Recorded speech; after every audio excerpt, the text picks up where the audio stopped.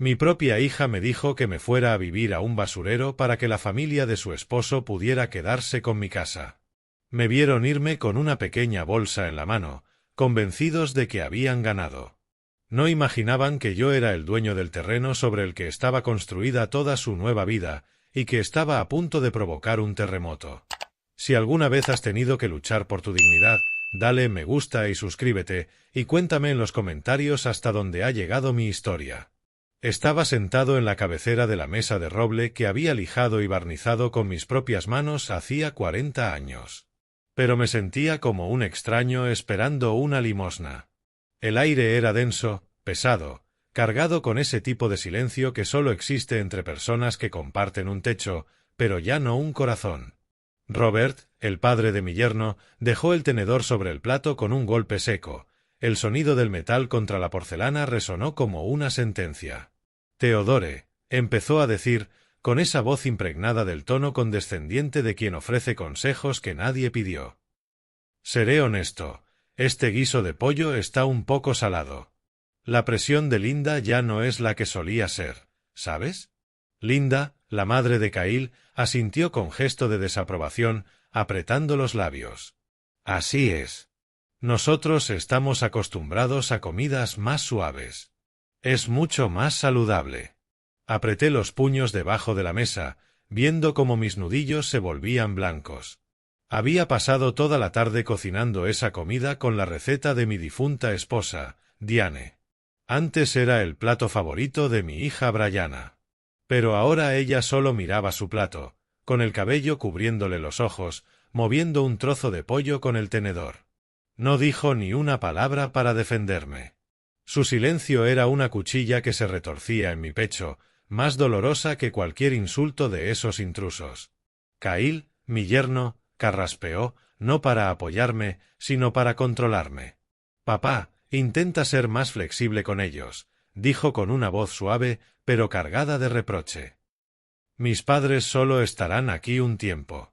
Todos somos familia ahora. ¿Familia? Esa palabra resonó en mi cabeza como una burla amarga. Habían llegado hacía 2 semanas con un par de maletas, diciendo que solo venían a visitar a los nietos tras vender su piso. Ahora se habían adueñado de mi casa. Robert se sentaba en el sillón que solía ocupar Diane. Linda había reorganizado toda mi cocina a su gusto.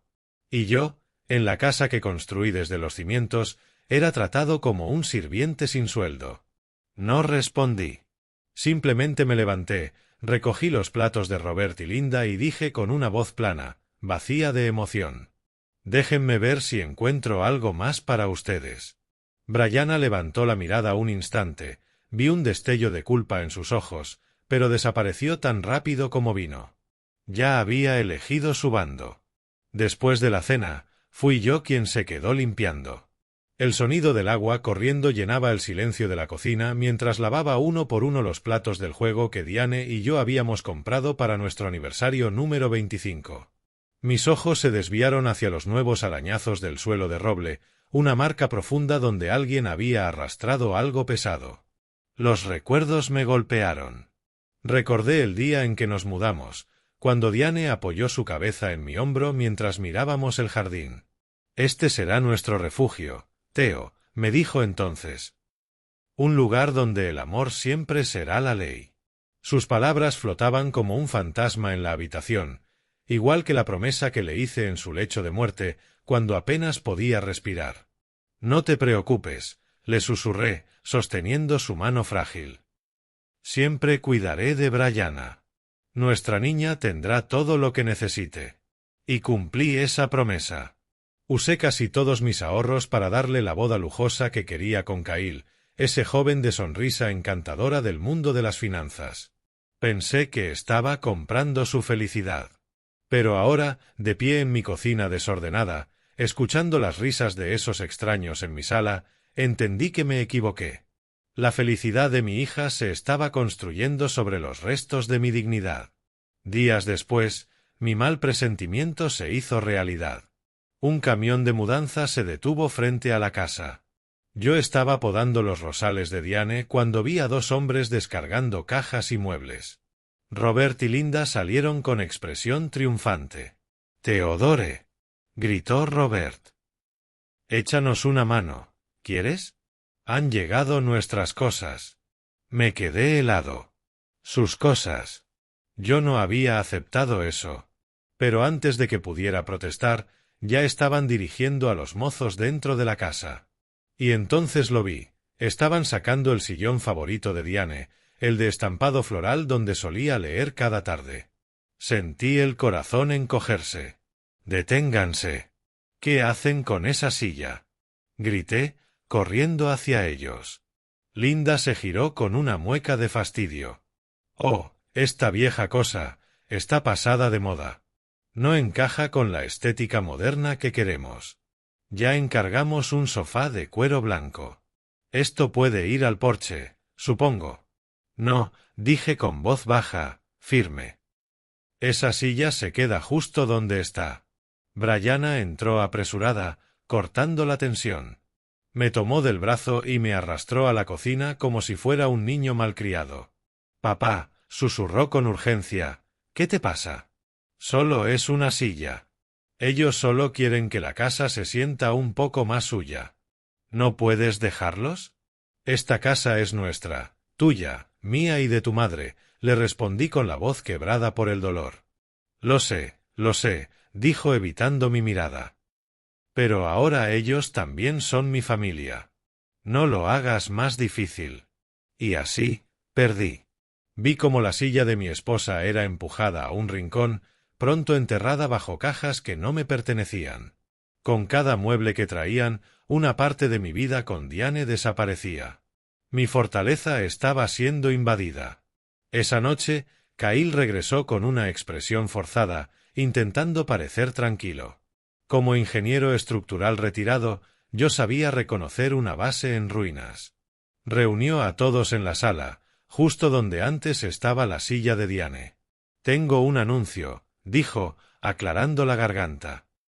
«La empresa está pasando por una reestructuración importante. He decidido dejar mi puesto para buscar una mejor oportunidad». Mentía. Lo veía en sus ojos. Lo habían despedido. Su ingreso se había acabado. Y eso significaba que no se irían.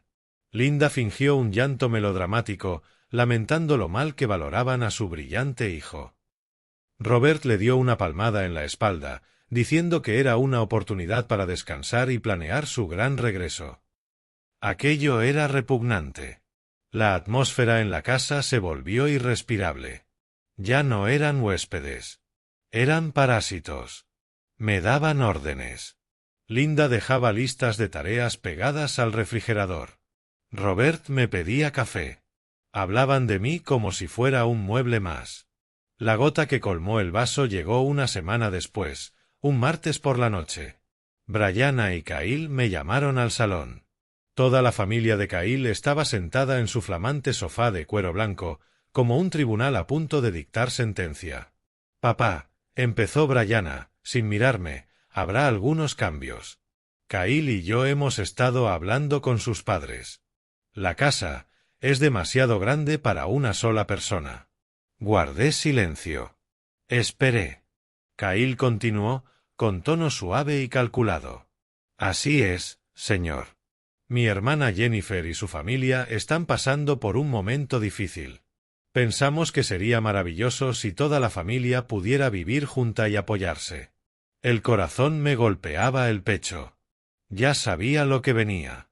Brianna respiró hondo y tras una mirada de aprobación de su suegra, pronunció las palabras que lo destruyeron todo. «La familia de Kyle se mudará aquí. También la de Jennifer. Pero no habrá suficiente espacio. Papá, tendrás que irte». Todo giró.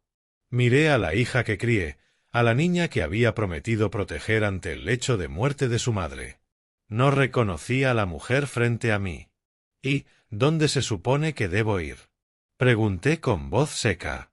El silencio cayó pesado. Brianna buscó ayuda con la mirada, pero solo encontró rostros duros y expectantes. Finalmente, bajo su presión, murmuró las palabras más crueles que un padre podría oír. «No, no lo sé».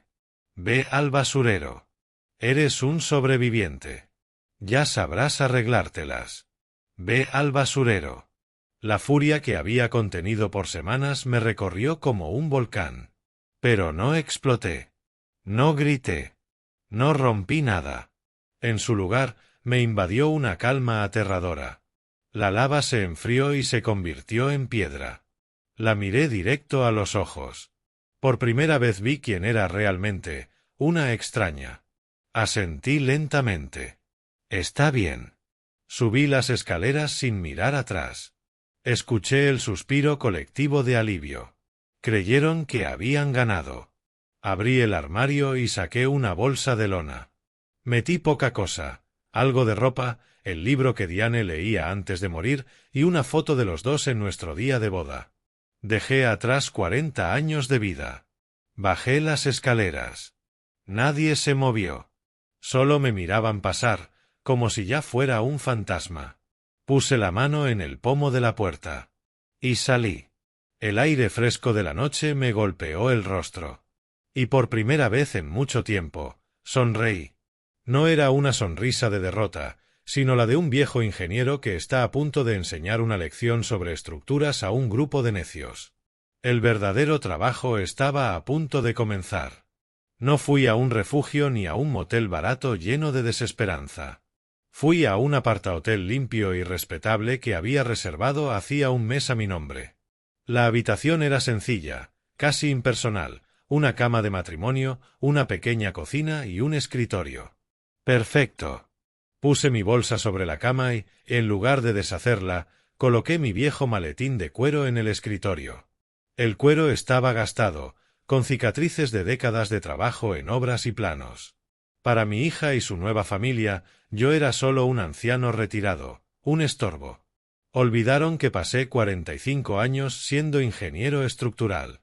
Mi vida entera consistía en entender cimientos, detectar puntos débiles y saber que hasta las construcciones más imponentes pueden derrumbarse si están mal planificadas. Abrí las cerraduras de latón del maletín. El sonido resonó en la habitación. Todo estaba en orden, meticulosamente organizado. Saqué la primera carpeta, con la pestaña que decía propiedad. Dentro, bajo una funda plástica, estaba la escritura original de mi casa. Mi casa. Mi nombre aparecía junto al de mi esposa, Theodore y Diane Jackson. Pasé el pulgar sobre su firma. Ellos creían haberme quitado mi hogar, pero no entendían que una casa no es solo paredes y techo. Es un legado. Y un legado se protege con algo más que una cerradura. Tomé la siguiente carpeta, activos. Contenía estados de cuenta, inversiones y documentos que representaban toda una vida de ahorro. No era rico como la familia de Cahill presumía, pero era estable, independiente. Ellos, en cambio, no. Me veían como un recurso, una cuenta bancaria con pulso. Pero esa cuenta acababa de cerrar. Por último, saqué un documento grueso, encuadernado en azul oscuro. En letras doradas decía, Fideicomiso de Diane Jackson. Eso era la tormenta. Mi arma. Diane insistió en crearlo años atrás, después de ver cómo una amiga perdió todo por culpa de un yerno codicioso. Pensé que exageraba, pero confié en su sabiduría. Ella siempre veía lo que otros no. Veía las grietas ocultas en las personas. Abrí el documento. Las páginas estaban llenas de lenguaje legal, pero lo conocía de memoria. Había estudiado ese contrato cada noche durante el último mes.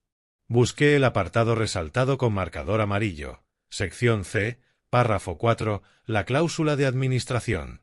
Una obra maestra silenciosa. El salvavidas que ella construyó para mí mucho antes de que llegara la tormenta.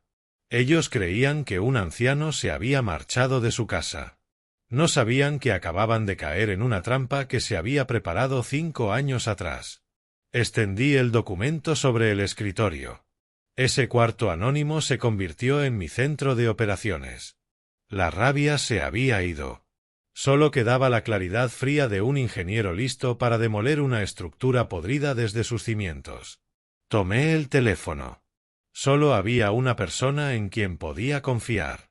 Sonó 2 veces antes de escuchar una voz profunda y familiar. Theo, es tarde. ¿Todo bien? Era Deacon Harrison. Nos conocíamos hacía 50 años, desde nuestros primeros trabajos en construcción. Era el hermano que nunca tuve. Respiré hondo. Mi voz sonó firme, sin rastro de la tormenta que había sentido horas antes. Harrison, dije, me echaron. Hubo un silencio incrédulo al otro lado, seguido de un estallido. ¿Qué?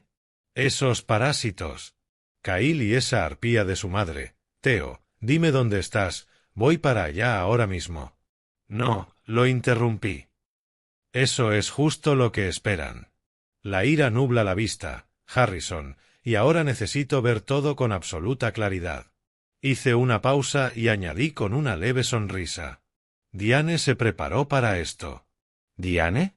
¿De qué hablas, Theo? ¿Cómo podría haberlo hecho? Tú sabes cómo era, respondí, mirando su firma en la escritura. Ella veía cosas que los demás no. Siempre dijo que la sonrisa de Kyle nunca llegaba a sus ojos. Ella vio la avaricia en el que yo, por amor a mi hija, me negué a aceptar. Fue ella quien me arrastró a la oficina del abogado. Ella insistió en estructurarlo todo así. Recordé sus palabras exactas en aquella oficina sofocante. El amor necesita lógica para protegerse, Theo. Nuestro hogar, nuestra familia, nuestro legado deben tener un cortafuegos. Harrison guardó silencio unos segundos. Pude oír el engranaje de su mente girar. El fideicomiso, dijo al fin, con respeto. Ese complejo fideicomiso que ella creó, nunca entendí por qué tenía que ser tan complicado. Ahora yo sí lo entiendo, respondí. Y voy a necesitar tu ayuda. Estás en la junta, Harrison. Tú y yo somos la primera línea de defensa, tal como ella lo planeó. No dudó ni un segundo. Lo que necesites, Theo. Solo dime cuándo. El despacho de Reed y Associates no estaba en un rascacielos sin alma del centro. Ocupaba una antigua casona de ladrillo restaurada en uno de los barrios más históricos de la ciudad. Su interior emanaba el poder silencioso del dinero antiguo, paredes de caoba oscura, estanterías con tomos legales encuadernados en cuero y el aroma tenue de papel y cera. No había una recepción bulliciosa, solo una asistente impecablemente vestida que me saludó por mi nombre y me condujo directamente a la oficina de la señora Reed. Evelyn Reed no era lo que la mayoría imagina cuando piensa en una abogada de herencias, una mujer negra de 40 y tantos, aguda y elegante, con un traje azul marino entallado. Se puso de pie al verme, su apretón de manos fue firme y su mirada, directa. Eran unos ojos inteligentes, capaces de evaluar, comprender y trazar una estrategia en un solo vistazo. Su despacho, como el resto del edificio, respiraba orden y solidez. Detrás de su amplio escritorio, una ventana del suelo al techo daba a un jardín tranquilo. Señor Jackson, dijo con voz calma y medida. Tome asiento. ¿Le traigo café? ¿Agua? Agua está bien. Gracias, Evelyn, respondí, sentándome frente a ella. Nos habíamos visto algunas veces a lo largo de los años, sobre todo durante la creación del fideicomiso y sus revisiones periódicas. Su presencia siempre me transmitía confianza. Era de esas personas que no pierden tiempo en cortesías, trabaja con hechos y acciones. Regresó con un vaso de agua, se sentó y entrelazó las manos sobre el pulcro escritorio. No preguntó qué ocurre, ni qué pasó. Simplemente esperó, dándome espacio para hablar. Me echaron, dije con voz firme. Expliqué los hechos de las últimas semanas, sin dramatismo, con la precisión desapegada de un ingeniero que reporta una falla estructural. Describí la invasión lenta, las lealtades cambiantes de mi hija, la historia inventada del despido de Kyle y, al final, la exigencia brutal de que abandonara mi propia casa. Durante todo mi relato, Evelyn no me interrumpió. Solo escuchó, con el rostro impasible y la mirada fija. Era como una médica oyendo síntomas, con la mente ya trabajando en el diagnóstico y la cura.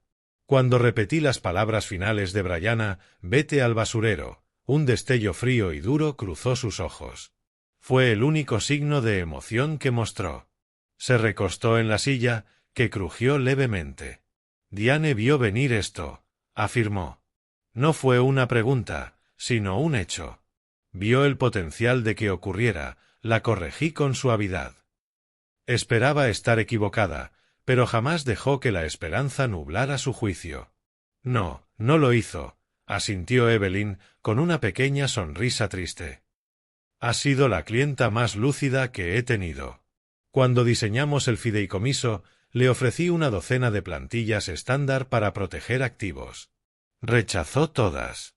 Dijo, no estoy protegiendo dinero, señorita Reed. Estoy protegiendo una vida, la de mi marido, su dignidad. Fue muy específica con el lenguaje. Sabía que la mayor amenaza no vendría de un extraño, sino desde dentro. Evelyn giró hacia el ordenador. Sus dedos se movieron rápidos y silenciosos por el teclado. Abrió un documento en el monitor grande y lo giró hacia mí. Era el acuerdo del fideicomiso de Diane Jackson. Su esposa fue una genia, señor Jackson, dijo, con admiración profesional. Su hija y su marido son amateurs jugando un juego cuyas reglas escribió su esposa. Viven en una casa que no les pertenece, gastan dinero de cuentas que no controlan y suponen un poder que no tienen. Su arrogancia los ciega ante la realidad legal. Sentí que se me aligeraba un peso que ni siquiera sabía que cargaba. Entonces, ¿el plan del que hablamos es sólido? Es a prueba de todo, aseguró con absoluta confianza. Diane se ocupó de eso. No estamos a la defensiva, Theodore. Estamos al ataque. Ellos dieron el primer paso, y al hacerlo, han entrado de lleno en el marco legal que su esposa diseñó para contrarrestar exactamente este tipo de agresión. Se levantó y caminó hasta la ventana, mirando el jardín. El mundo está lleno de gente como su yerno, personas que ven la bondad como debilidad y la generosidad como oportunidad para explotar. Diane lo sabía. Este fideicomiso no es un escudo pasivo, sino un arma activa y reactiva. Está diseñado para darles la cuerda justa. Y ya sabe cómo termina ese dicho. Se volvió hacia mí, su expresión era puro negocio. Ya revisé los informes preliminares que nos envió, las compras no autorizadas de muebles, los recibos de servicios, el incremento de gastos en la tarjeta de Brianna antes de que usted, con buen criterio, la cancelara. Hay un patrón claro. No se comportan como huéspedes, sino como conquistadores. Y eso, añadió, regresando a su mesa, viola directamente los principios fundacionales del fideicomiso. Ellos aún no lo saben. Su confianza era contagiosa. Por primera vez desde que empezó esta pesadilla, sentí el suelo firme de un plan bien trazado bajo mis pies. Ya no era una víctima reaccionando a su crueldad, era el ejecutor de una estrategia brillante. ¿Cuál es el primer paso? Pregunté. Evelyn se sentó y deslizó un bolígrafo y un bloc nuevo hacia mí. El primer paso es sencillo. Operamos en silencio. Ellos esperan verlo roto, quizá suplicando volver. Les daremos silencio. Y en ese silencio comenzaremos a desmantelar metódicamente la ilusión de control que han construido.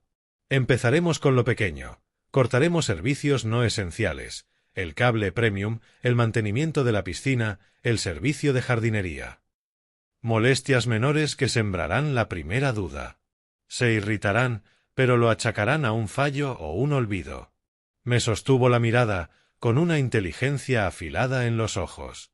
Luego, mientras estén distraídos con esas molestias, les enviaremos la primera notificación oficial.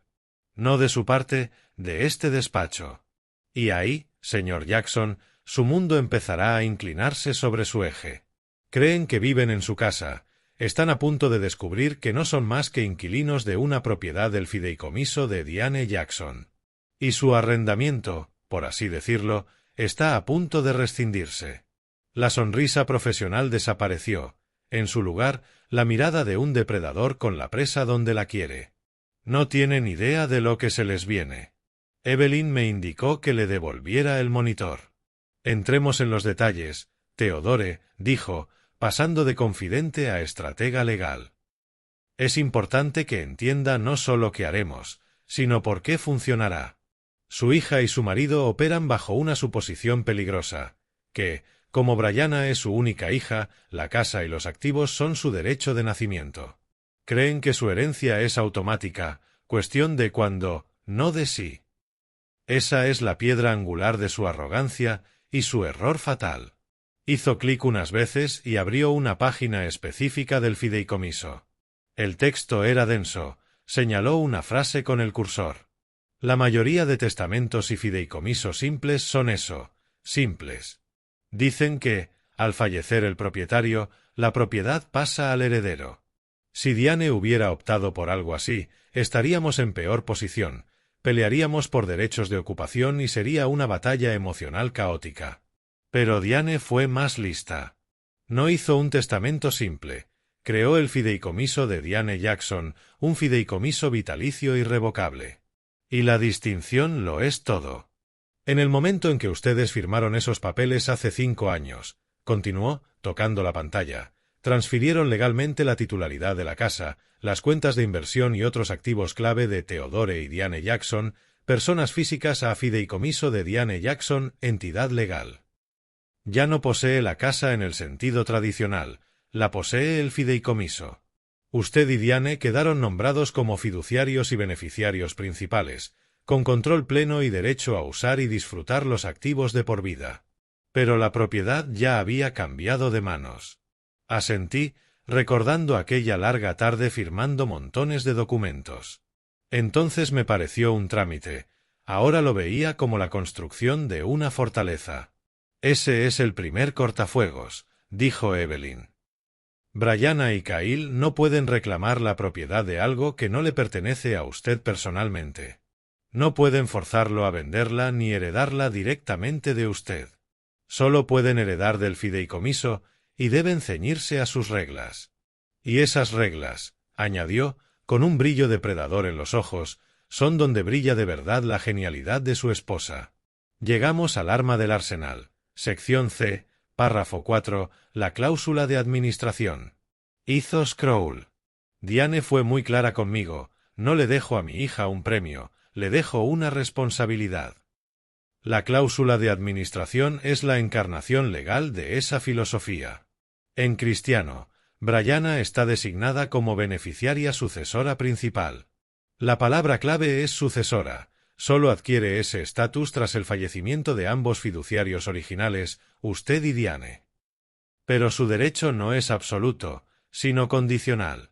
Evelyn se inclinó hacia adelante, bajando un poco la voz. La cláusula exige, de manera explícita, que para ser considerada beneficiaria en buen estado, ella debe demostrar administración responsable del legado familiar.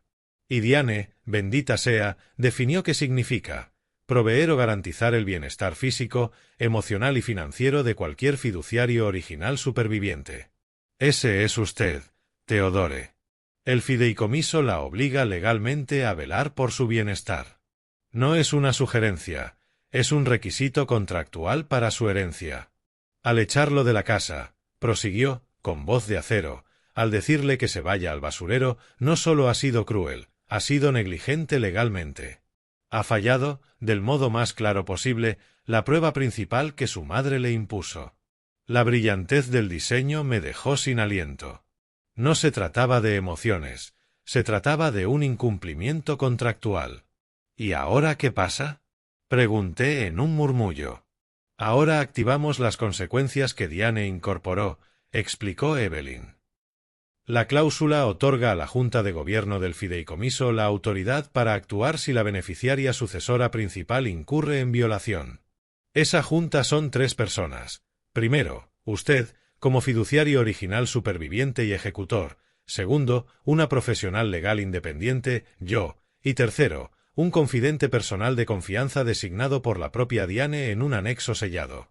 Hizo una pausa dramática. Esa persona es Deacon Harrison. Me quedé boquiabierto. Harrison. Por supuesto. Diane siempre dijo que, después de mí, era el hombre más honorable que conocía. Los 3 formamos la junta, prosiguió. Y la cláusula nos da varias opciones: emitir una advertencia formal, suspender temporalmente el estatus de beneficiaria o, en casos de lo que Diane denominó negligencia grave o acción maliciosa, y echar a tu propio padre sin duda en caja. La Junta tiene poder unánime para aplicar la disposición máxima. Tomó aire. Podemos votar para revocar permanentemente a Brianna como beneficiaria sucesora principal. En esencia, desheredarla del fideicomiso por completo. Y si lo hacemos, se activa el protocolo en cascada. Los activos pasan al beneficiario secundario que Diane designó. Mi mente voló. ¿Una prima? ¿Una amiga cercana? ¿A quién eligió Diane? Evelyn leyó la pregunta en mis ojos y sonrió con gravedad. Esta es la parte final, hermosa y demoledora de su plan. Theodore no nombró a ningún pariente. Sabía que eso podría generar más drama familiar. En su lugar, nombró a una organización benéfica. Me quedé en silencio.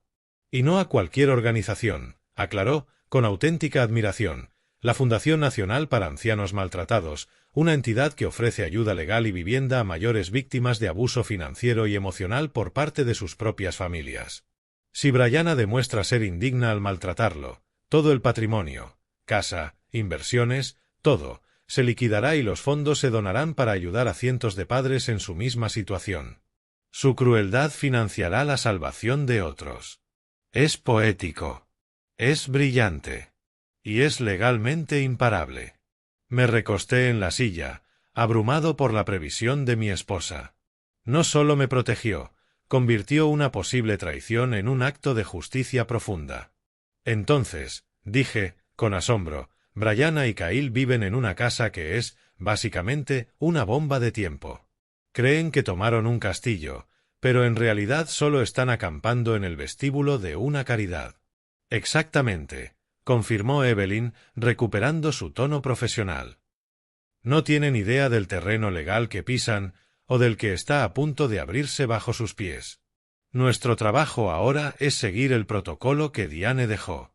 Documentaremos sus actos, emitiremos las advertencias y les daremos toda oportunidad de rectificar. Pero, con el tipo de personas que han demostrado ser, no lo harán. Su codicia y arrogancia serán los instrumentos de su propia caída. Solo tenemos que dejar que la máquina legal que su esposa construyó haga su trabajo. De vuelta en mi habitación tranquila del hotel, no necesitaba una bola de cristal para imaginar lo que pasaba en mi casa.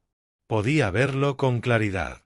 Deacon Harrison, que vive a 2 calles, me daba breves y sombrías actualizaciones al salir de la iglesia.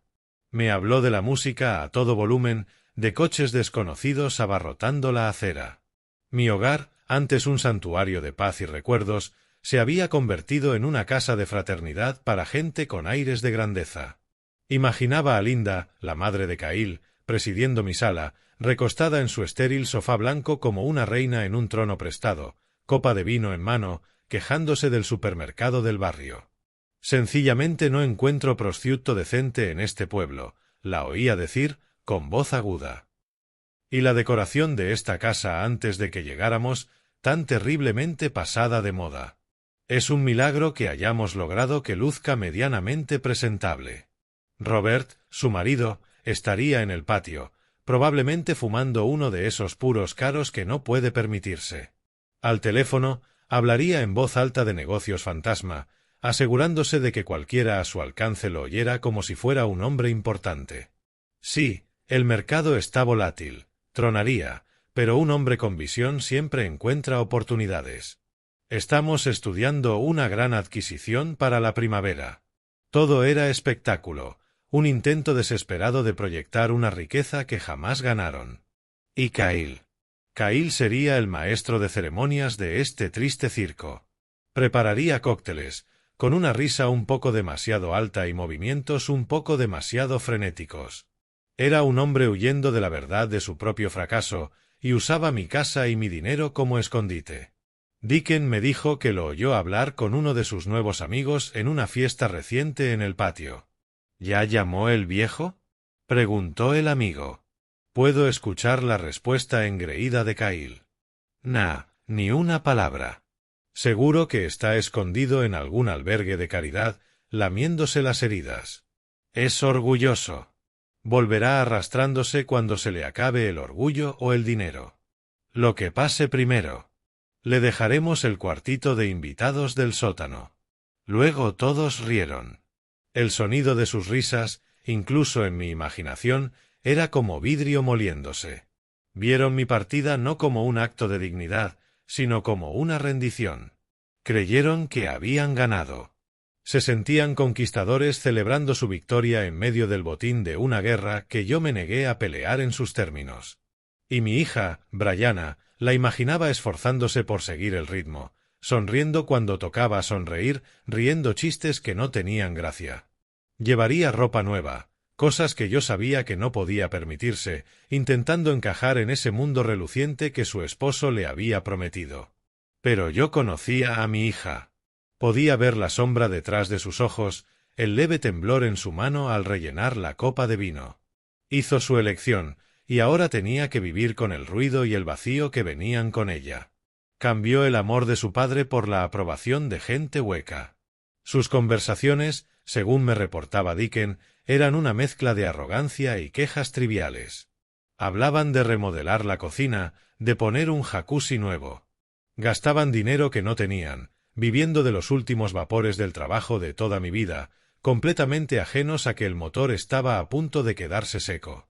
Operaban bajo la gran ilusión de que mis recursos eran infinitos y mi espíritu estaba roto. Pero incluso en su fiesta de victoria empezaron a aparecer las primeras grietas. ¿Vino el de la piscina? Imaginaba a Linda frunciendo el ceño. El agua empieza a verse un poco turbia. Kyle haría un gesto desdeñoso. Los llamaré mañana. Seguro que se liaron con la agenda. Entonces Robert, desde la puerta. Y el internet va lentísimo. Intenté ver el partido y se quedaba cargando. Para lo que pagaba Theodore, uno esperaría fibra óptica. Lo arreglaremos, prometería Kyle, con una confianza falsa. Solo son unos pequeños fallos. Ellos lo veían como fallos, molestias minúsculas en su nuevo paraíso. No tenían idea de que eran cables trampa. Eran los primeros clics suaves de una máquina compleja empezando a operar, una máquina diseñada por una mujer brillante hace 5 años y ahora manejada por un ingeniero doliente y paciente. Celebraban en una casa que ya no era un hogar. Era una trampa elaborada, y sus puertas acababan de cerrarse silenciosamente a sus espaldas. El primer movimiento de la estrategia de Evelyn Reed no fue un cañonazo, sino un cambio sutil, casi imperceptible, en la corriente. Desde mi habitación de hotel, la autoricé a empezar. Ella lo ejecutó con la precisión quirúrgica de una maestra estratega. Los objetivos no eran las necesidades básicas, sino los lujos, los símbolos de la vida fácil y con derecho que me habían robado. La primera baja fue la piscina. Kyle y su familia amaban esa piscina. Pasaban horas a su lado, bebiendo cócteles, como si vivieran en un resort permanente. El servicio semanal estaba programado cada martes. Puedo verlo, Kyle, con gafas de sol caras y bañador, esperando la camioneta azul que no llegó. Para el jueves, una película verde y delgada empezaría a formarse en la superficie. Para el fin de semana, el agua cristalina sería una masa verdosa y poco apetecible. Lo imagino llamando por fin a la empresa, con la voz tensa de molestia. Sí, habla Kyle de la residencia Jackson en la calle ELM. Su técnico no vino esta semana. Y la respuesta, educada, profesional y demoledora en su simpleza. Lo siento, señor. Consta que el contrato de servicio de esa dirección fue cancelado la semana pasada. Recibimos la notificación del titular de la cuenta. Kyle estaría furioso, pero no alarmado. En su mente, yo era el titular. Asumiría que se trataba de una niñería de mi parte, un viejo vengativo que olvidaba pagar para fastidiarlos. Probablemente le diría a Linda: no te preocupes, yo me encargo. El viejo quiere ponerse difícil. Es patético. Lo vería como una molestia, no como una advertencia. El segundo golpe llegó ese viernes por la noche. Sabía que planeaban ver un gran estreno en un canal premium. Me los imaginaba en su sofá blanco, con un bol de palomitas en el regazo de Robert, listos para su espectáculo. Pero al encender la enorme pantalla, el canal no estaría. Kyle recorrería la guía, creciendo su irritación. Los canales premium, las redes de cine, los paquetes de deportes, todos habrían desaparecido. En su lugar, un bloque de texto: este canal no está incluido en su paquete de suscripción. Peor aún, la alta velocidad de Internet que alimentaba sus decenas de dispositivos habría sido reducida a un susurro. Ver en streaming sería imposible. El partido de Robert se quedaría cargando sin fin. Ya no era una simple molestia, era un ataque a su estilo de vida. Esta vez, Kyle se encerraría en otra habitación para hacer la llamada él mismo, dando un portazo. Mi nombre es Kyle Grant, en la calle ELM número 142. Han desaparecido mis canales premium y el Internet no funciona. ¿Qué pasa? La voz amable del otro lado pediría un momento para revisar. De acuerdo, señor Grant, ya tengo la cuenta. Veo la dirección de servicio, pero el titular no es usted. Aparece a nombre de Theodore Jackson. Kyle chasquearía, impaciente. En realidad, señor, continuaría la representante, la cuenta figura a nombre del fideicomiso de Diane Jackson. Y puedo confirmar que recibimos una solicitud formal, autorizada por la representante legal del fideicomiso, para bajar el servicio al paquete básico. Ese cambio se procesó ayer. ¿Representante legal? ¿De qué habla? Vuélvanlo a activar. Lo siento, señor, solo una parte autorizada puede hacer cambios. La única parte autorizada es el fideicomiso de Diane Jackson. Kyle colgaría con el rostro entre ira y confusión. Volvería al salón intentando proyectar seguridad. Es el viejo. Está jugando jueguitos legales con las facturas, seguro que escondiendo dinero en algún fideicomiso para impuestos, y ahora quiere fastidiarnos cortando servicios. Tranquilos, es un pataleo patético. Yo lo arreglo. Pero, al decirlo, una semilla de duda quedaría plantada. Fideicomiso, representante legal.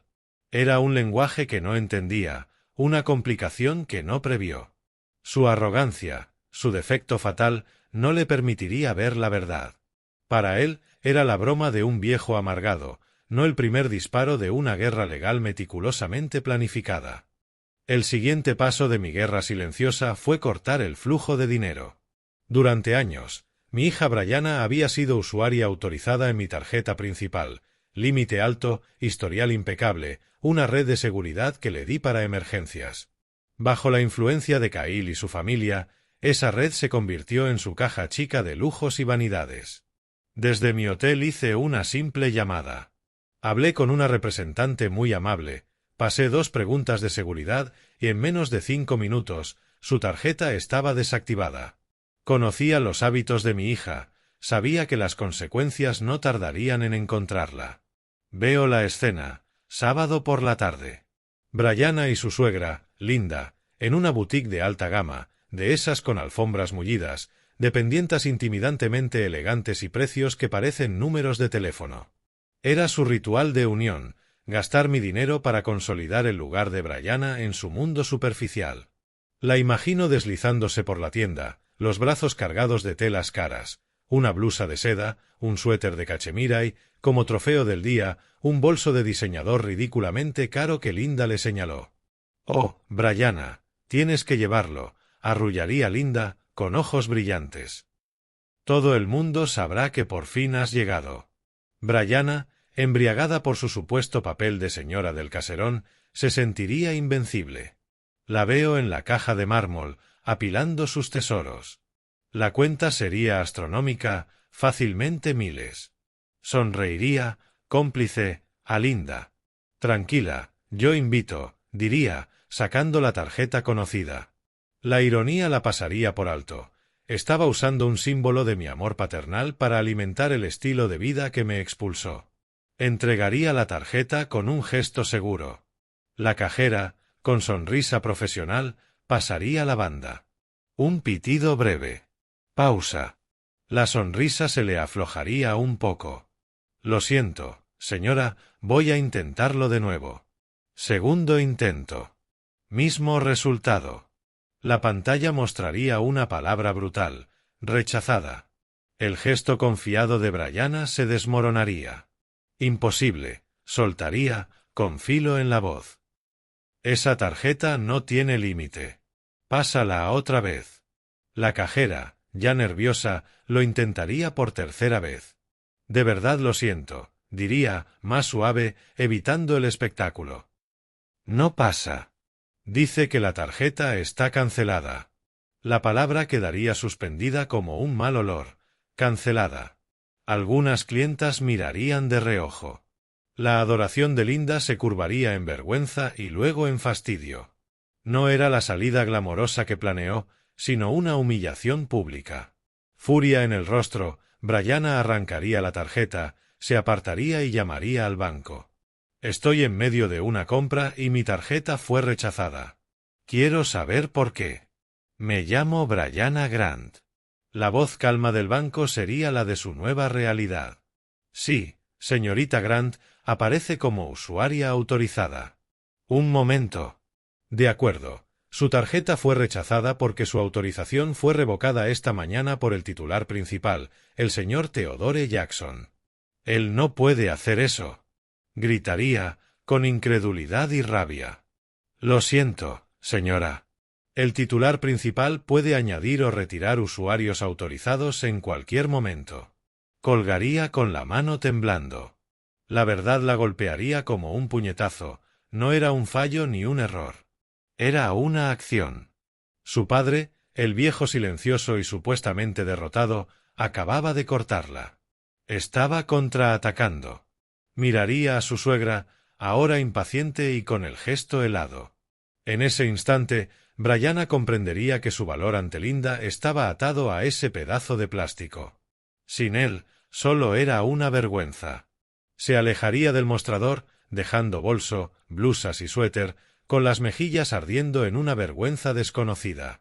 Por primera vez, entendería que el poder que creía tener nunca fue suyo. Tras los pequeños cortes y molestias, llegó el primer disparo oficial de aviso. Desde su despacho, Evelyn Reed redactó la carta. No era una súplica ni una queja, sino una declaración formal de realidad legal. La envió por correo certificado, un detalle que yo sabía que añadiría una capa de gravedad indeseada a su tarde. Una carta certificada no es publicidad, exige ser reconocida. Requiere una firma. Puedo ver al cartero llegando con el sobre formal en la mano. Brianna abriría la puerta, firmaría con una chispa de confusión en el rostro. Llevaría el sobre rígido al salón, con un nudo de inquietud apretándole el estómago. Acaba de llegar esto, diría, insegura. Correo certificado. Robert, haciendo de hombre de la casa, se lo arrebataría con un gruñido desdeñoso. Probablemente un aviso de impuestos, diría, rasgándolo con el pulgar, con una autoridad inmerecida. Toda la familia se agruparía mientras desplegaba la hoja gruesa. Yo conocía cada palabra de esa carta. Evelyn me dejó leer el borrador final. Era una obra maestra de frialdad corporativa. No empezaba con estimados ocupantes, sino con asunto, ocupación no autorizada en la calle ELM número 142. La presente sirve como notificación formal de los despachos Reed y Associates. Actuamos como consejo legal del único y legítimo propietario del inmueble referido, el fideicomiso de Diane Jackson. Puedo ver la confusión en sus caras al oír ese nombre. Fideicomiso de Diane Jackson. A Cahill se le frunciría el ceño. Lo había escuchado al teléfono con la compañía de cable, lo desestimó entonces. Ahora estaba impreso en un documento legal. Robert seguiría leyendo, perdiendo fuelle. Ha llegado a conocimiento de la Junta de Gobierno del Fideicomiso que la propiedad está siendo ocupada por varias personas no autorizadas. Esta tenencia no autorizada constituye una violación de la gobernanza del fideicomiso y un riesgo significativo. En virtud de la autoridad conferida por el fideicomiso, se les informa que disponen de 30 días naturales desde la fecha de este aviso para elegir una de las siguientes dos acciones. 1. Presentar un contrato de arrendamiento formalmente ejecutado para revisión de la Junta. 2. Desalojar por completo el inmueble, dejando la propiedad en el estado en que la encontraron. El párrafo final era el martillazo. El incumplimiento de este aviso dentro del plazo indicado resultará en el inicio inmediato de procedimientos formales de desahucio. El fideicomiso también ejercerá todas las acciones legales disponibles para recuperar compensación económica por daños, servicios impagos y costos asociados a su uso no autorizado del inmueble. Ajústense en consecuencia.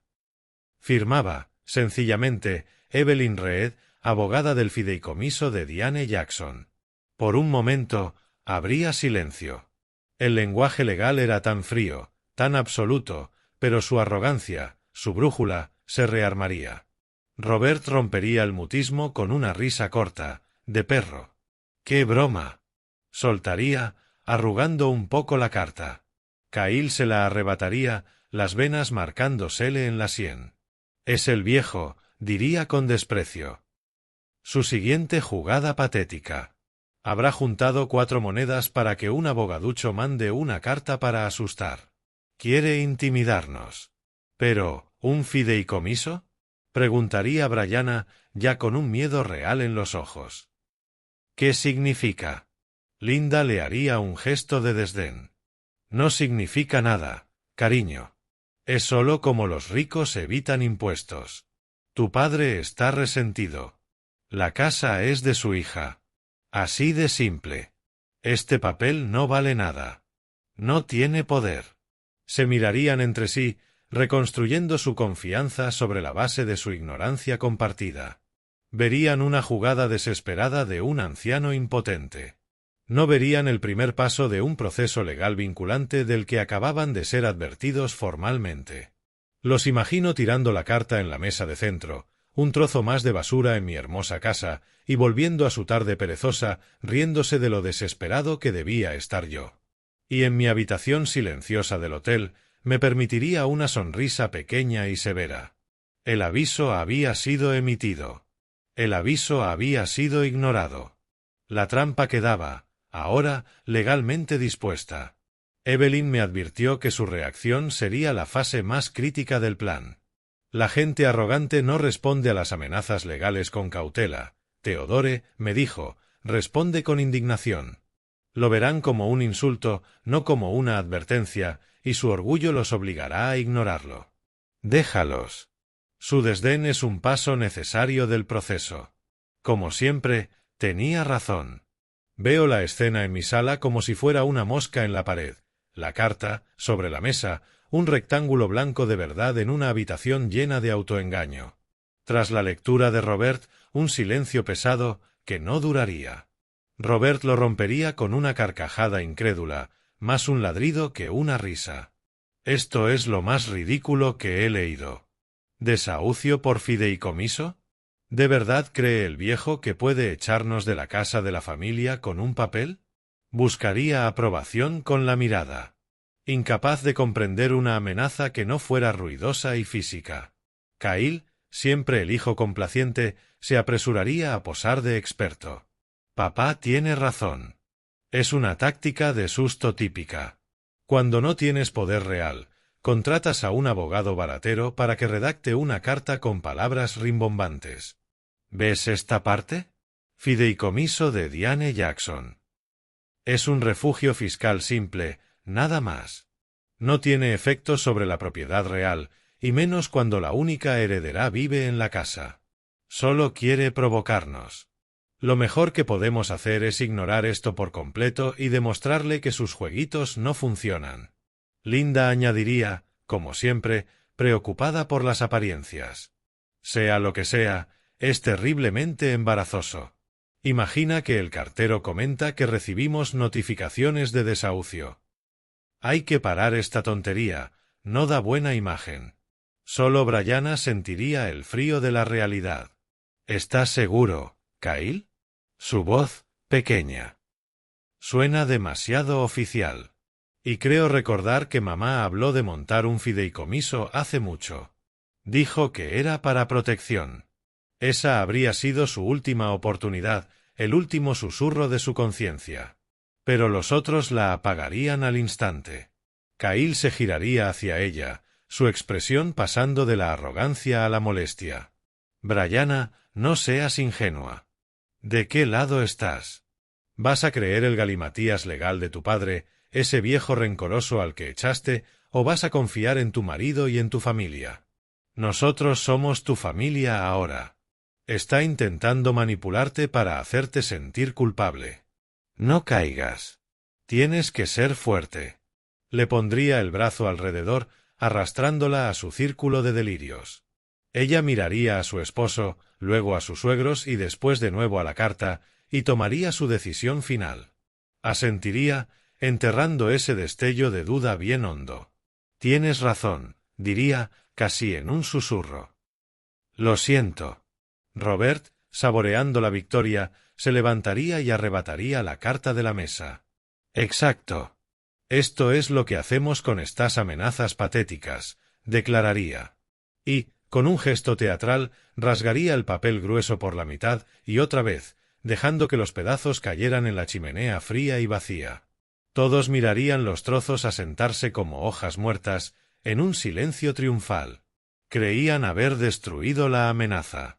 Y yo, en mi habitación de hotel, si lo hubiera visto, habría sentido una honda y sombría satisfacción. Habían sido notificados. Habían sido advertidos. Y, por voluntad propia, nos habían entregado una negativa documentada a cumplir. No solo habían roto una carta, habían roto su última oportunidad. El plazo de 30 días estipulado en la carta de Evelyn llegó y pasó. Como esperábamos, no recibimos respuesta, ni llamada, ni consulta nerviosa, solo un silencio profundo y arrogante. Ese silencio fue su error fatal. El equivalente legal de una confesión. El día 31, Evelyn presentó ante el tribunal la solicitud oficial para activar las disposiciones finales del fideicomiso. Los engranajes de la justicia empezaron a girar, despacio e invisibles. Ese fin de semana decidieron organizar una fiesta. Deacon Harrison pasó en coche frente a la casa el sábado por la tarde y me llamó después, con la voz cargada de asco. No era una pequeña reunión, era un evento con catering. Un aparcacoches estacionaba vehículos en mi césped.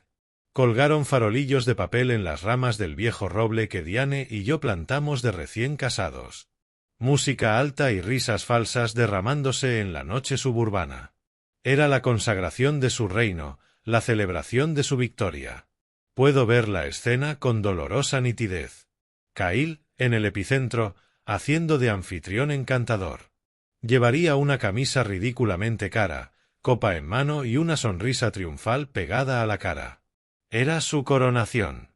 Presumiría ante sus amigos, hombres de manos suaves y sonrisas depredadoras, del nuevo trabajo que supuestamente había conseguido. Sí, puesto de vicepresidente senior en una firma rival, mentiría con fluidez. Me hicieron una oferta imposible de rechazar. Con participación accionaria importante. Por fin podré darle seguridad a mi familia y a la de Brianna.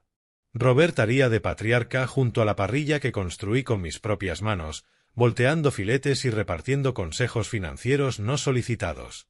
Un pequeño corrillo, cautivado por su actuación de magnate hecho a sí mismo. La clave es la agresividad, diría, agitando las pinzas. No se puede ser tímido. Cuando ves una oportunidad, la tomas con ambas manos. Mira esta casa, una propiedad preciosa, huesos sólidos. Solo necesitaba una mano firme para maximizar su potencial. Mientras tanto, Linda guiaría tours, mostrando la casa como si fuera su diseñadora y dueña de toda la vida. Su voz se escucharía por el jardín, cargada de falsa modestia. Oh, la decoración era espantosa cuando llegamos, diría a un grupo de mujeres de cabello decolorado y rostros quirúrgicamente tensos. Tan oscura y recargada. Tuvimos que abrirla, dejar entrar la luz, darle un aire moderno y limpio. Tiene un potencial maravilloso, ¿no creen? Señalaría el nuevo sofá blanco, el arte minimalista que colgó en mis paredes, sin mencionar jamás quién pagó la casa, las paredes o el suelo mismo que pisaban. Y Brianna. Imagino a mi hija moviéndose entre la gente, con una sonrisa brillante pero frágil. Aferrada al brazo de Kyle, su risa un poco demasiado aguda. Actuando el papel de esposa perfecta, no era ejemplar. Asintiendo mientras las amigas de Linda le decían lo afortunada que era. Habría empujado el recuerdo de mi rostro, y de sus propias palabras crueles, al rincón más oscuro de su mente. Esa noche no era la chica que mandó a su padre a un basurero, era la señora de una gran residencia, y no permitiría que nada, ni siquiera su conciencia, arruinara la ilusión. En algún momento, alguien me sacaría a colación. Quizá un amigo de Kyle, envalentonado por el alcohol.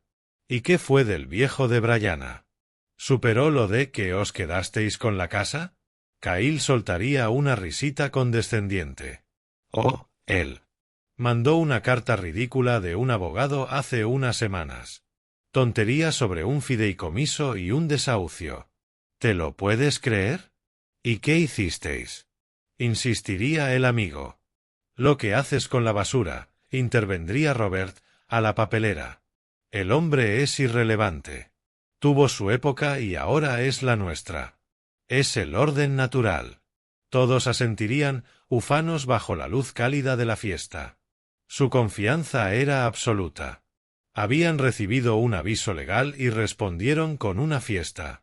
Confundieron mi silencio con debilidad, mi paciencia con derrota.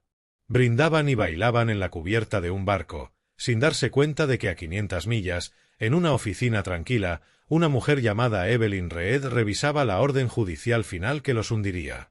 Aquella noche era su cumbre, el punto más alto y más ilusorio de su autoengaño. Sería la última velada feliz que pasarían en mi casa. Y, sentado en mi hotel, no sentí ira, sino una piedad profunda y definitiva. No celebraban una victoria, celebraban su propia ruina. Calculo que el clímax fue hacia las 9. Música alta, copas sin parar, carcajadas autocomplacientes rebotando en mi patio. Kyle, seguramente, contaba una de sus historias exageradas, con su coro de aduladores pendiente de cada palabra. Se sentiría el rey del mundo, intocable en la fortaleza que creía haber conquistado. Ese fue el momento que elegimos para golpear. La llegada no fue ruidosa. Fue una interrupción serena, infinitamente más inquietante que un grito. 2 berlinas oscuras y pulidas se detuvieron en la acera, un contraste severo con los deportivos y los SUV de lujo estacionados de cualquier manera en mi césped. El chico del ballet se acercaría al primer coche, pero una mirada del conductor lo detendría en seco. Del primer vehículo bajaría Evelyn Reed. No iba vestida para una fiesta. Llevaba un traje pantalón oscuro, impecablemente entallado, el cabello recogido y un maletín de cuero firmemente sujeto. No era una invitada, era una verdugo. Del segundo coche bajarían otras 2 figuras. La primera, Deacon Harrison. Sin su habitual sonrisa cálida de domingo, el rostro sería una máscara de determinación sombría y de una decepción recta, más condenatoria que cualquier ira. La segunda, una mujer llamada Eleanor Gabel, jueza retirada y vieja amiga de Diane, la tercera miembro silenciosa de la Junta del Fideicomiso.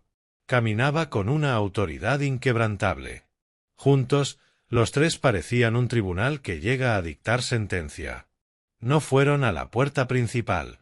Avanzaron por el camino de entrada, cruzaron la verja del jardín y entraron al patio trasero con paso calmo y deliberado. Su procesión, muda y precisa, fue como un viento frío atravesando la fiesta. Las conversaciones se cortarían, la música, de pronto estridente e impropia, bajaría de volumen. La gente se apartaría, borrándose las sonrisas, una ola de confusión e inquietud extendiéndose entre los invitados. Ignoraron a todos, con la mirada fija en un solo objetivo. Kyle, junto al porche, con la sonrisa congelada mientras observaba a los 3 no invitados acercarse. La atmósfera festiva se evaporó, sustituida por un silencio tenso, expectante. Evelyn no se detuvo hasta plantarse frente a él. No alzó la voz. No lo necesitó. Sus palabras cortaron el aire nocturno, claras y frías como el hielo. Kyle Grant, dijo, aunque no era una pregunta. Me llamo Evelyn Reed. Supongo que recibió nuestra notificación. Sus 30 días han terminado. El silencio que cayó sobre el patio fue más pesado que cualquier otro que yo hubiera conocido en esa casa. La fiesta terminó. Los invitados, hace un momento tan ruidosos y ligeros, eran ahora un público congelado ante un drama incomprensible. Cahill miró a Evelyn con una incredulidad absoluta. Su mundo se había inclinado de golpe y él buscaba apoyo. Lo encontró, como siempre, en la agresión. «No sé quién se cree que es», escupió, avanzando un paso para intimidarla, «pero no es bienvenida aquí. Esta es mi propiedad y le pido que se vaya antes de que llame a la policía». «Mi propiedad». Esas eran las dos palabras que Evelyn esperaba. No se inmutó, ni siquiera parpadeó. Puedo imaginar el fantasma de una sonrisa, la de una ajedrecista viendo al rival poner su rey frente a su reina. «Justamente de eso venimos a hablar, señor Grant», respondió, con la voz cortante, de su fundamental y desastrosa confusión con el término su propiedad. Con un movimiento lento y deliberado, apoyó el maletín en la mesa de cristal del porche. El clic de las cerraduras resonó en el silencio. Lo abrió y sacó un único documento grueso, de tapa azul. «Esto», anunció, sosteniéndolo para que todos lo vieran, «es una copia certificada de la escritura de la propiedad cita en la calle ELM número 142, archivada en el registro del condado hace 5 años. Es un registro público. Es la única prueba legal de propiedad. Quizá quiera leer el nombre que figura como propietario». Cahill miró el documento, mudo. Robert, al ver vacilar a su hijo, dio un paso al frente, rojo de furia. «Ridículo.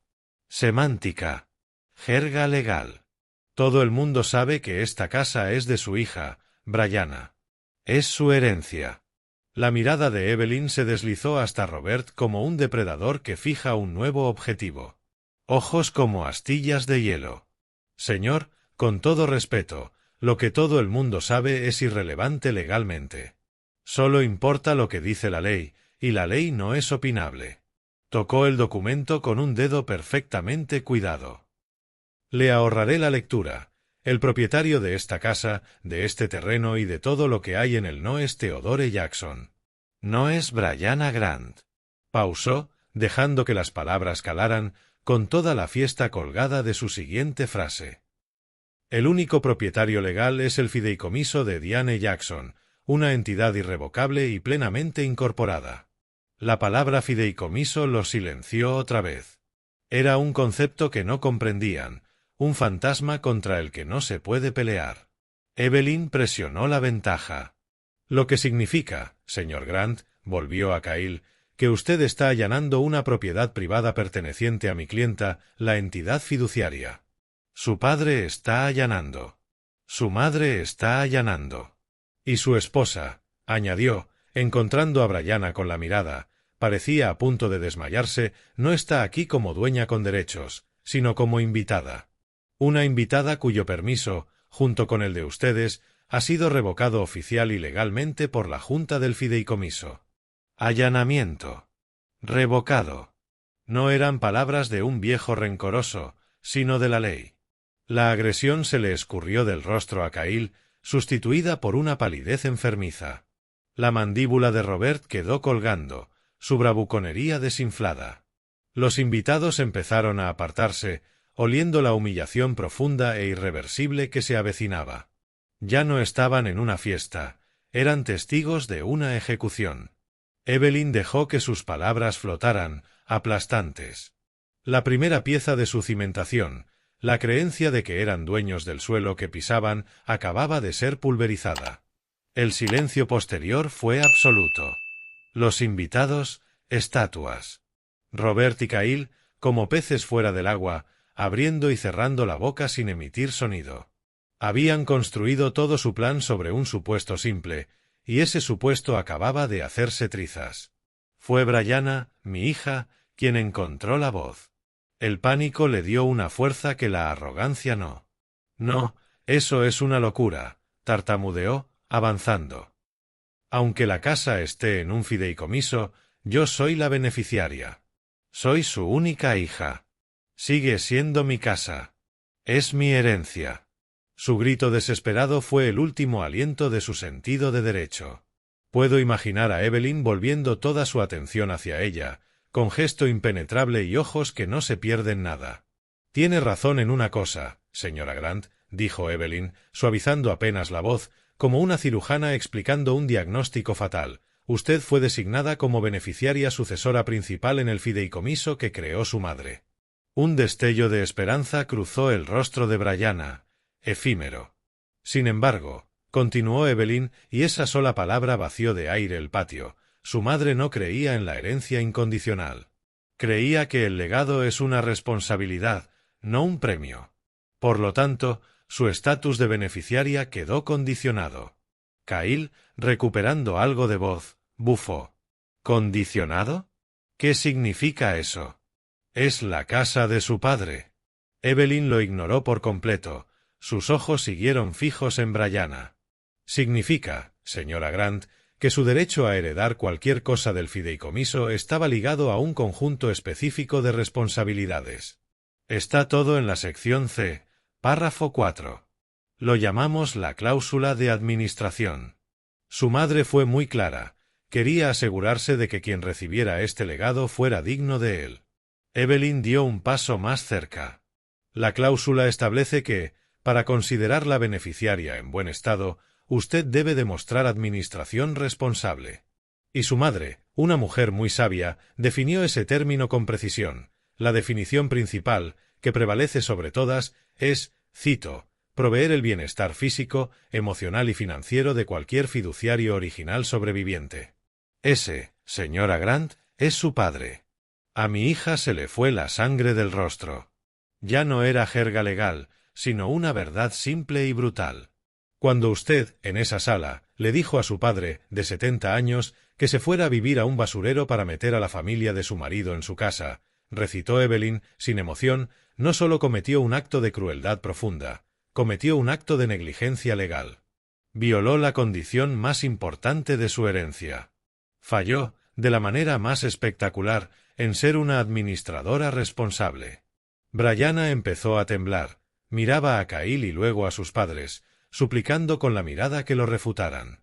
Pero callaban, tan horrorizados como ella. Empezaban a entender que el mismo acto de crueldad que alentaron era el gatillo de su perdición. Y esa violación, concluyó Evelyn, con voz de campana fúnebre, tiene consecuencias. La cláusula otorga a la Junta de Gobierno del Fideicomiso, compuesta por mí, el señor Harrison y la señora Gable, la autoridad unánime para actuar. Pausó. Al conocer los hechos, la Junta se reunió la semana pasada para revisarlos y, señora Grant, votamos. Votamos quedó pendiendo como una guillotina. ¿Votaron? Susurró Bryana, áspera la voz.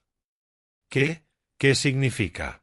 El profesionalismo de Evelyn era absoluto, una calma impenetrable que no ofrecía consuelo. Significa, señora Grant, que, conforme a las facultades del fideicomiso que creó su madre, la Junta ha tomado una decisión final y legalmente vinculante sobre su estatus. Miró de Bryana a Cahill y a Robert y Linda, asegurándose de que comprendieran. Por su negligencia grave en el cuidado de su padre, que constituye una violación directa e irreparable de la cláusula de administración, la Junta ha votado por unanimidad revocar permanentemente su condición de beneficiaria sucesora principal, con efecto inmediato. Está desheredada. No tiene derecho sobre esta casa, ni sobre las cuentas de inversión, ni sobre ningún activo del fideicomiso de Diane Jackson. Evelyn concluyó, tajante como un mazo, su herencia ha desaparecido. Fue un golpe mortal. Bryana tambaleó, un sollozo ahogado escapándole. Toda la pelea, toda la arrogancia, se desvanecieron, dejando el pánico desnudo de quien acaba de perderlo todo. Cahill corrió a sostenerla, tan pálido como ella. «No pueden hacer eso», gritó, con la voz quebrada. «Es su dinero, su casa. Los vamos a demandar. A todos». Evelyn ni siquiera lo miró, ya miraba hacia la verja del jardín. «Me temo que ese curso de acción le resultará estéril», dijo con calma. Y entonces lo vieron. Un hombre con traje gris impecable y una tableta caminó entre los invitados atónitos. Se detuvo junto a Evelyn. «Este es el señor Davis», anunció, agente principal de Sterling Realty Group. El señor Davis asintió, profesional, ajeno al desastre social. «Buenas noches», dijo. «Solo vengo a hacer una última inspección antes de que lleguen los nuevos propietarios». «¿Los nuevos propietarios?». Las palabras golpearon como un impacto físico. «¿Qué? ¿Qué nuevos propietarios?», balbuceó Robert, descompuesto. Evelyn asestó el golpe final. Como he explicado, la violación de la señora Grant activó el protocolo en cascada del fideicomiso. Su herencia ha desaparecido, pero los activos no se esfuman. Su madre fue muy específica respecto al siguiente paso. Miró a Bryana con un atisbo de compasión. El protocolo ordena que, tras su desheredación, todos los activos mayores del fideicomiso se liquiden de inmediato. El señor Davis carraspeó. «Correcto», dijo, consultando la tableta. La casa de la calle ELM número 142 salió al mercado en venta privada el martes pasado. Recibimos una oferta en efectivo, muy por encima del precio solicitado, ese mismo día. La venta se cerró esta mañana. La propiedad ha sido vendida. «¿Vendida?». La palabra rebotó en el silencio muerto. «¿Y el dinero?», susurró Cahill, tembloroso, sin rastro ya de bravuconería. «¿Dónde está el dinero?». «El dinero», dijo Evelyn, con la hermosa claridad de la justicia, «ya ha sido transferido, conforme a las instrucciones inalterables del fideicomiso, al beneficiario secundario». Pausó, haciéndolos colgar de sus últimas palabras. La totalidad del producto de la venta de esta casa, junto con el contenido de todas las cuentas de inversión, se ha enviado por transferencia a la Fundación Nacional para Ancianos Maltratados. Su herencia, señora Grant, es ahora una donación benéfica. Se usará para dar vivienda segura y ayuda legal a cientos de personas mayores abandonadas y explotadas por sus propios hijos. El derrumbe fue total. Robert se dejó caer en una silla del porche, con el rostro ceniciento. Linda emitió un gemido bajo y gutural. Cahill se quedó mirando al vacío, con la mente hecha trizas. Y Bryana, mi hija. Por fin miró alrededor. Los farolillos, las caras estupefactas de unos amigos que ya no lo eran, la casa que ya no era su casa, y lanzó un grito agudo, puro, de pérdida absoluta. El señor Davis, incómodo por primera vez, volvió a carraspear. «Los nuevos propietarios llegarán con los camiones de mudanza a las 9 de la mañana», dijo en voz baja. «Han pedido que la propiedad esté completamente desocupada a su llegada. Cualquier objeto personal que quede será desechado». Unas semanas después, estaba sentado en el porche de una casita acogedora frente al océano. El aire era limpio y salado. Solo se oían las gaviotas y el ritmo suave de las olas. Esta casa era mucho más pequeña que la antigua, pero se sentía más hogar que aquella en años. La compré con mis fondos personales, dinero apartado hace tiempo, completamente separado del fideicomiso. Era mía, de un modo en que aquella mansión nunca lo fue. Dickon Harrison se sentaba a mi lado, taza de café en mano. Mirábamos la puesta de sol pintar el cielo de naranjas y violetas. «¿Te enteraste de lo que les pasó?», preguntó en voz baja. Asentí. Me había enterado. Se vieron obligados a mudarse a un apartamento pequeño y barato. La oferta laboral ficticia de Cahill, por supuesto, se evaporó. Robert y Linda regresaron a la vida modesta de antes. Todos se culpaban. Su alianza de codicia se desmoronó en rencor. «Diane fue brillante, ¿verdad?», dijo Dickon, negando con la cabeza, admirado. No quería solo castigarlos si obraban mal. Quería sacar algo bueno de ello. Siempre dijo que una herencia no debía ser un premio por nacer, respondí, con la voz cargada de memoria. Que debía ser una herramienta. Eligió esa caridad a propósito. Convirtió el egoísmo de Bryana en un legado de bondad. La riqueza de nuestra familia ahora salva a cientos de padres y madres del mismo destino que yo enfrentaba. La herencia de mi hija no se destruyó, se transformó. Nos quedamos en silencio, dos viejos amigos viendo morir el día. Por primera vez en mucho tiempo, sentí una paz profunda. Mi hija me ha llamado decenas de veces, llorando, suplicando, pidiendo perdón. No he contestado. Quizá algún día lo haga, pero aún no. Sanar lleva tiempo. He aprendido que la dignidad de un hombre no se mide por lo que entrega, sino por lo que se niega a dejar que le arrebaten. No perdí una casa. Solo vi, por fin, a una familia que había estado perdida para mí desde hacía mucho. Al final, Diane no me dejó solo un paquete de documentos legales, me dejó un plano para sobrevivir. Me recordó que, incluso a los 70 años, nunca es tarde para ponerse en pie, trazar una línea en la arena y recuperar la paz que te has ganado. Y esa es una base que nadie podrá derribar. Esta historia recuerda que la verdadera fuerza no se mide por el volumen ni la agresión, sino por la paciencia, la inteligencia y la negativa silenciosa a ser borrado. Enseña que el mayor legado no es la riqueza que dejamos, sino la dignidad que mantenemos y la previsión con la que protegemos nuestra paz. La amabilidad no debe confundirse jamás con debilidad.